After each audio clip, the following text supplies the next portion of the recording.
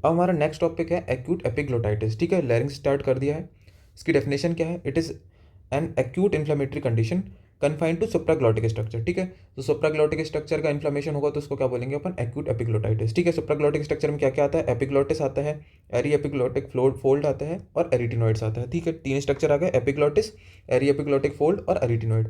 ठीक है, इसकी etiology में क्या आता है? तो बहुत ही ज़्यादा सीरियस कंडीशन है, 2 से 7 साल के बच्चों को मेनली इफेक्ट करता है और एडल्ट में भी हो सकता है। ठीक है, जो मेनली जो इसका माइक्रो ऑर्गेनिज्म है जो सबसे ज़्यादा इफेक्ट करता है वो कौन है? H influenzae. ठीक है, फिर उसके बाद आता है क्लिनिकल फीचर में। सबसे पहले क्लिनिकल फीचर में क्या है? Onset of symptom is abrupt with rapid progression. Abrupt onset होता है मतलब कि एकदम ही तुरंत, कि मतलब आज चाइल्ड हेल्दी है और कल एकदम से उसके सारे सिम्टम्स आ जाएंगे। ठीक है, रैपिड प्रोग्रेशन होता है और एब्रप्ट ऑनसेट है। फिर 4 सिम्टम याद करने हैं: सोर थ्रोट, डिस्फेजिया, डिस्निया और स्टाइडर। ये चारों सिम्टम प्रेजेंट रहेंगे: सोर थ्रोट, डिस्फेजिया, डिस्निया और स्टाइडर। ठीक है, they are rapidly progressive and may prove fatal unless relieve. अगर इनका ट्रीटमेंट नहीं किया गया तो फेटल भी हो सकता है। फिर फीवर में go up to 40 degree Celsius, 40 degree Celsius तक फीवर हो सकता है। और क्यों हो रहा है? ये सेप्टिसीमिया के कारण। तो क्लिनिकल फीचर याद कर लेना: ऑनसेट एब्रप्ट होता है, सोर थ्रोट, डिस्फेजिया, डिस्निया और स्ट्राइडर, 4 हो गए सिम्टम्स, और फीवर भी दिखेगा।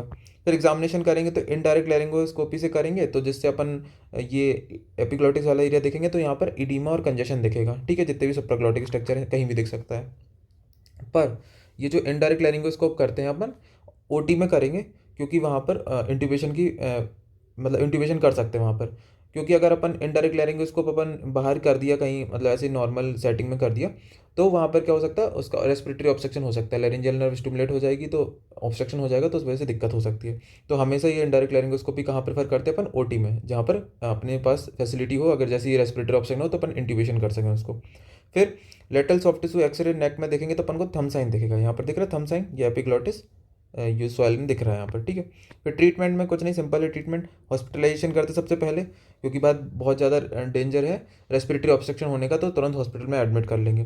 फिर एंटीबायोटिक में एम्पिसिलिन 3rd जनरेशन सेफेलोस्पोरिन दे देंगे, जो कि एच इन्फ्लुएंजा के अगेंस्ट दे देंगे। ठीक है, फिर स्टेरॉयड में हाइड्रोकॉर्टिसोन, डेक्सामेथासोन देते हैं, IVIM दे सकते हैं, और ये इडीमा से रिलीव करेगा। ठीक है, अगर इडीमा कम हो जाएगा तो अपन को ट्रैकियोस्टोमी और इंट्यूबेशन की जरूरत भी नहीं पड़ेगी। तो मतलब अगर अपन ने स्टेरॉइड सही टाइम पे दे दिया तो ये बहुत जल्दी जो सिम्टम है उसको रिग्रेस कर देता है। फिर एडिक्वेट हाइड्रेशन देंगे। ठीक है, IV अपन चढ़ाएंगे, क्योंकि वो पानी सही से पी नहीं पाएगा, क्योंकि उसको गले में बहुत दर्द हो रहा है। तो IV ह्यूमिडिफिकेशन और ऑक्सीजन देंगे, अगर सांस नहीं ले पा रहा सही से तो ऑक्सीजन और ह्यूमिडिफिकेशन देंगे।